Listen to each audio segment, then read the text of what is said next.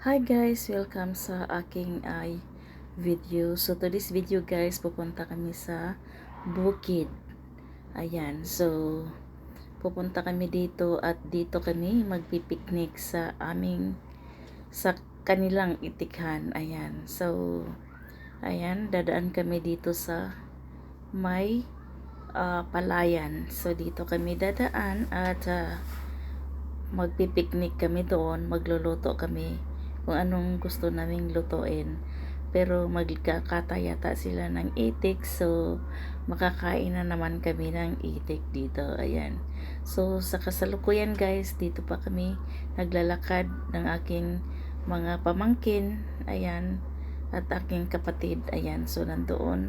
Nauna na sila guys at dito naman ay nagluluto na yung aking pamangkin ng itik. Ayan. Pinipressure niya yung meat para malambot kainin, as in ang sarap-sarap magluto ng aking pamangkin guys.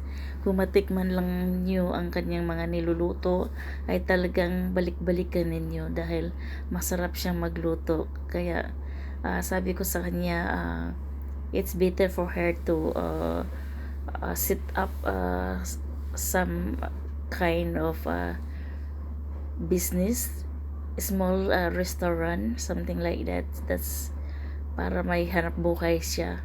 Ayan, so dito kami sa tabi ng ilog at makikita nyo guys, yung sa tabi namin pinaglulutuan ay yung tubig. Yung tubig ay lumalaki na kaya parang umaakyat na, at dito naman tapos na yung kanyang pansit at yan, niluto niya yung bagoong. Ayan, kumakain kami ng turnips. Ayan.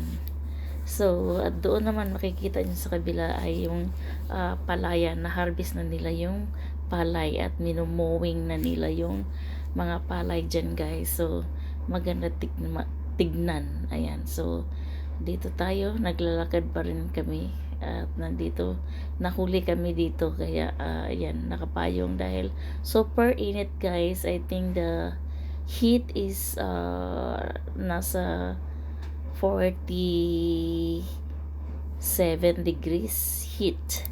Ayan, so dito pabalik, dito kami naglalakad na naman. Ayan, so kung makikita nyo po yan dyan guys, naglalakad kami at dyan naman sa loob na yan ay dyan nila binibilad yung palay bago nila pinapakiskis. Ayan, so makikita nyo po yan dyan, malawak po. Ayan, so napakalawak po. So kung ilang sacks yata ang pinapatuyo nila dyan sa isang araw, I think.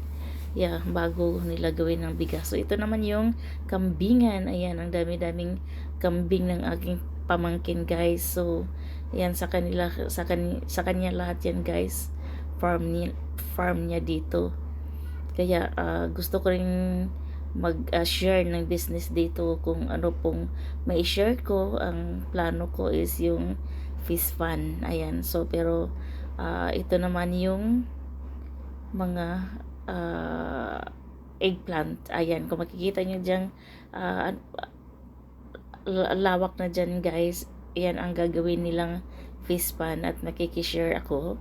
Yeah, so hopefully ay makapag-share din ako para mayroon naman akong balik-balikan dito para mamimingwit ng isda. Ayan, so kasi guys, tubig yan guys. Sabi ng aking brother-in-law, mayroon daw ano dyan, mga isda. Ayan, so plano namin next time pagbalik namin dito ay magdadala ako ng fishing rod para ako'y mag-fishing. Ayan, kung makikita nyo yan guys. So maganda talaga guys dito. As in, at dito naman may mga kambing at dyan sa tabi niya ay yung baboy. There's 2 pigs here over here. Ayan, piggery. Ayan, the other side is a goat farm. Ayan, at dito naman yung mga kiddos ay naglalaro. Ayan, nahihirapan na yata yung aking pamangkin sa pagluluto. Natutumba. Dito naman ay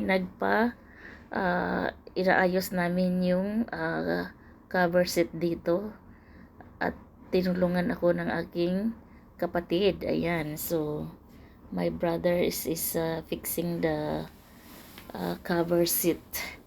Yeah, so ito kung makikita niyo po dyan, dahil natanggal kasi yung cover seat dito, kaya pinaayos ko na sa aking kapatid. Ayan, yeah, so inuurong ko lang yung sasakyan para ma-open niya ng maayos ang kotse. Ayan, so ayan na guys, so kung